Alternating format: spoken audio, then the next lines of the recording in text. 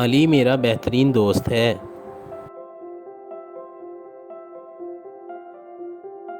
वो मेरा हम जमात है।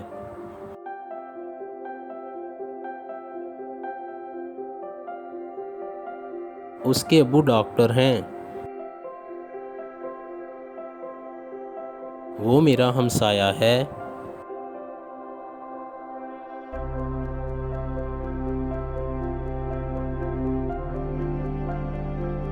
हम इकट्ठे स्कूल जाते हैं।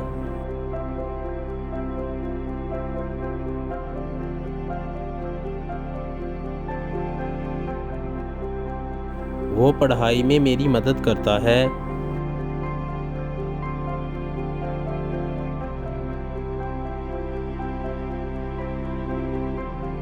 वो जमात में पहले नंबर पर आता है।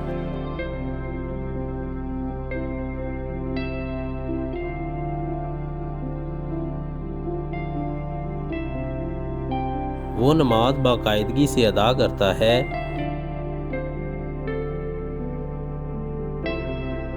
हम ग्राउंड में इकट्ठे खेलते हैं।